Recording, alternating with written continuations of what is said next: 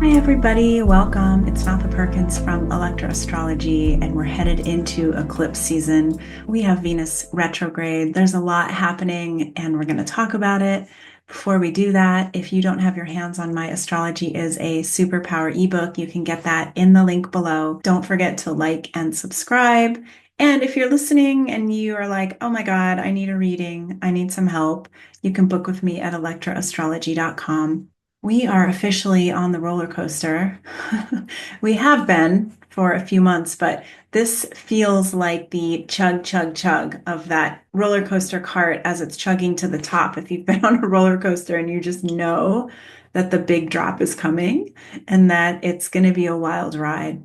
So pay attention this week as the themes are rolling in because you're getting your downloads for Venus retrograde. You're also beginning to get the indication of what this eclipse season is going to bring you. And although we don't actually have eclipses for the next few weeks, this new moon this week is going to lead us into eclipse season.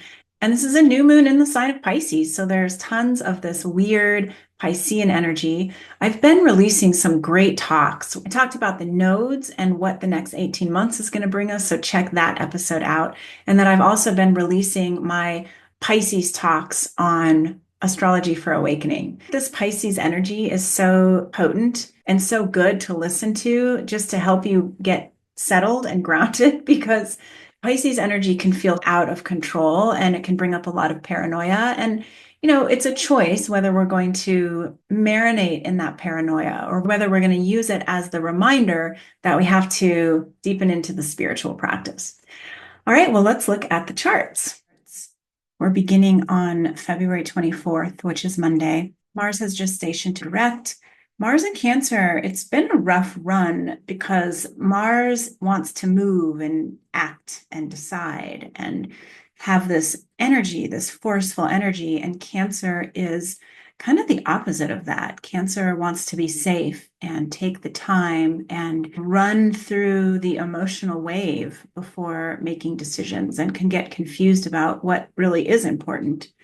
And we've all been feeling that. And it's been a very emotionally volatile time over these last handful of months, really since October when Mars went retrograde. And we're still going to have to travel all the way back through half of Cancer, all the way into Leo before we can really start getting a sense of what that Mars retrograde brought. But even if you just look over the past weekend, the past 5 days or so, and look at where you got emotionally triggered, where things felt volatile, where your fears got activated, or you found yourself being really irritated by something. These are both the mix of Mars irritation and wanting to dominate, and then Cancer being really emotionally driven. And remember, Cancer also wants to dominate, but Cancer has really high expectations and they're very multi-layered and we can be very moody. So some of the themes might have felt a little moody in nature, a little irritable in nature. Might also have been bumping up against some questions around how to care for yourself, how to care for others, and how much energy you have been actually putting into taking care of yourself. When I did a Mars retrograde talk, which is a great talk, it's still timely to listen to that. You can find that on both the podcast and on YouTube.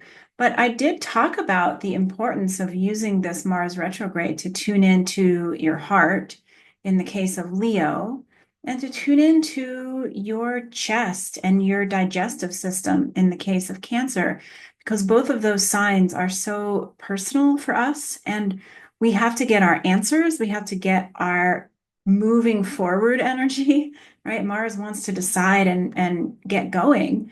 As Mars has been retrograde in these two signs, we've had to tune into our heart and tune into our, basically our gut to get a sense of how do I want to move forward. And so we're not totally over that yet, but at least some of the brakes are starting to come off. On the 24th, we also see the asteroid Pallas Athena in a conjunction with Pluto. My Pallas Athena talks are great. They cover how we're using this asteroid to strategize.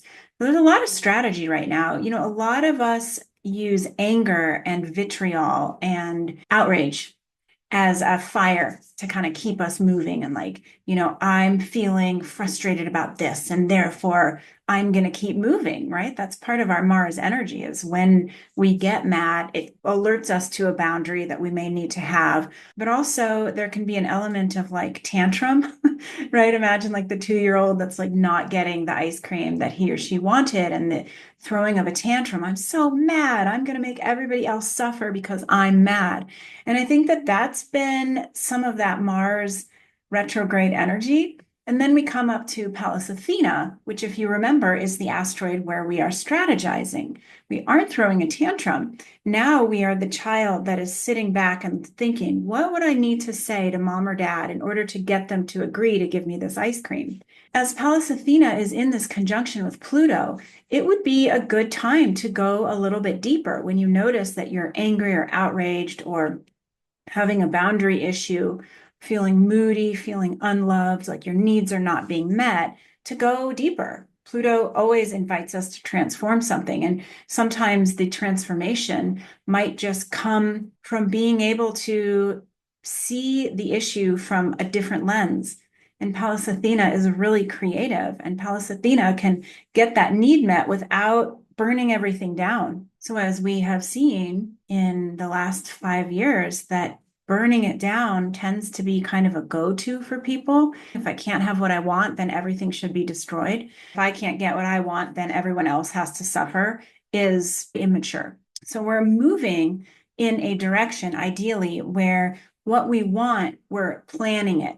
We are being more methodical about how we assess the situation and how we think about getting our needs met. I think this is also true when we are looking at all of this Pisces energy, because Pisces is the pause. It says stop.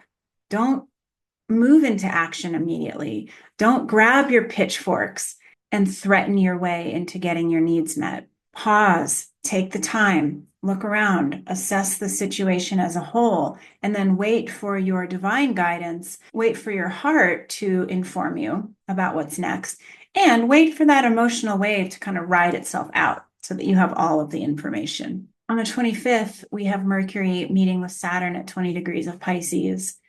Mercury does not like to be in Pisces. Mercury just wants to know. Mercury wants the answers. It's very slowed down. It's in that pause energy.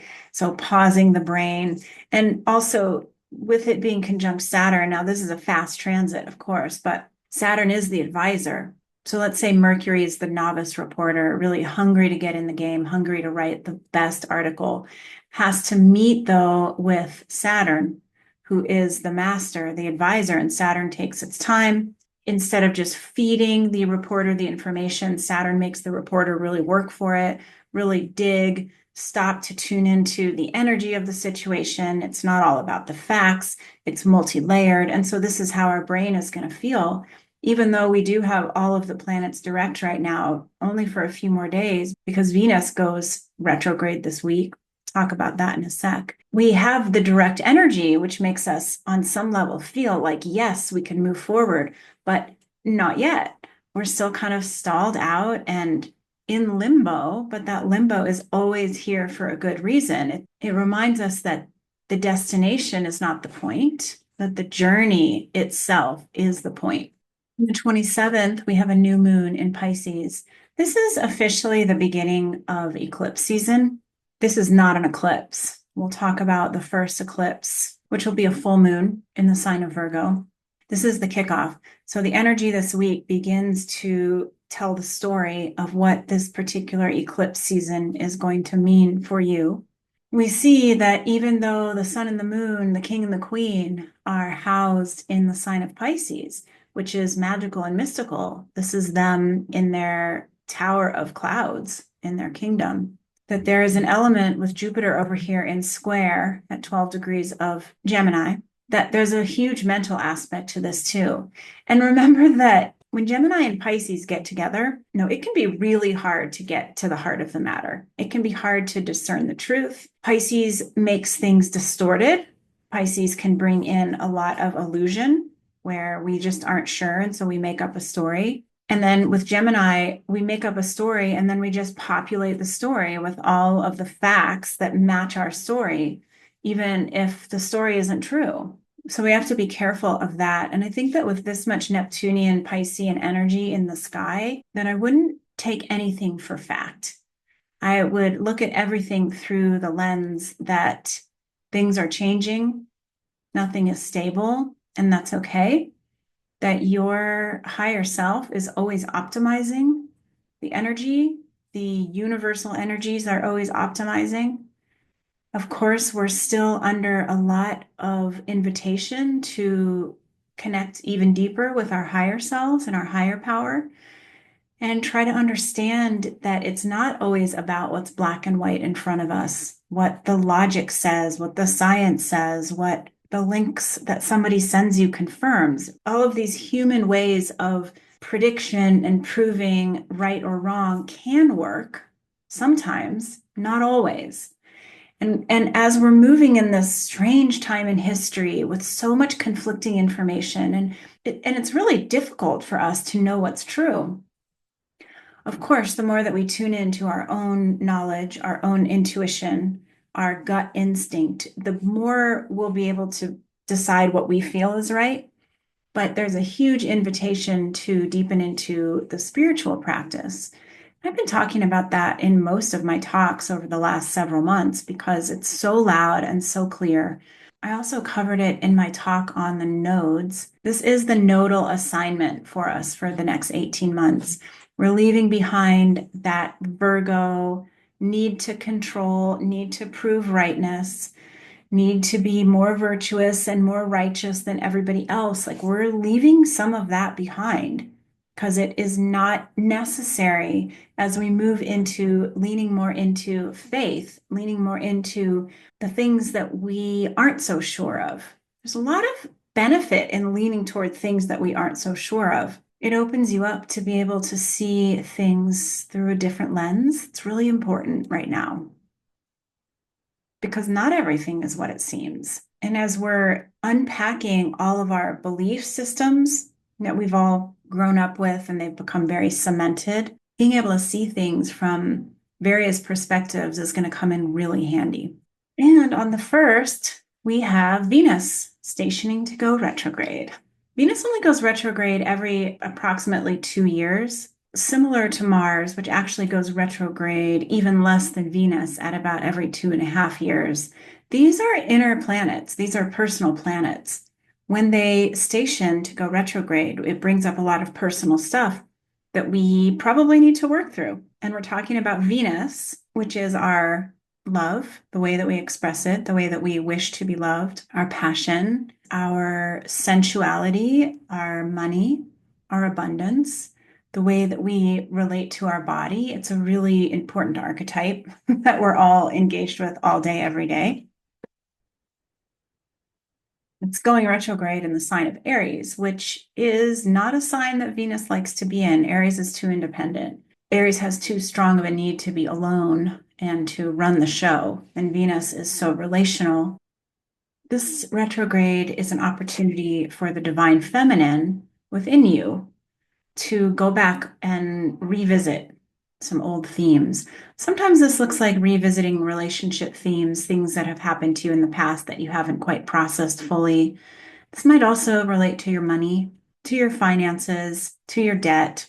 And of course, Venus is always connected to your value system. So, along with what I was just saying, as we're evaluating our beliefs and the things that we have taken to be true in the past, but we aren't so sure anymore if those things still hold water. Same is true for Venus when it comes to our values, to the things that we prioritize. Now, Venus will travel back into the sign of Pisces. So remember that in Pisces, that is the realm of spirit, that is in utero. Think about everything that is happening in utero. We are still connected to the spirit world. We are not in human form. There is so much more to understand than we can when we're humans. And then we go into Aries, which is where we're born. We come down the birth canal and we come out into being a human and having to deal with human themes.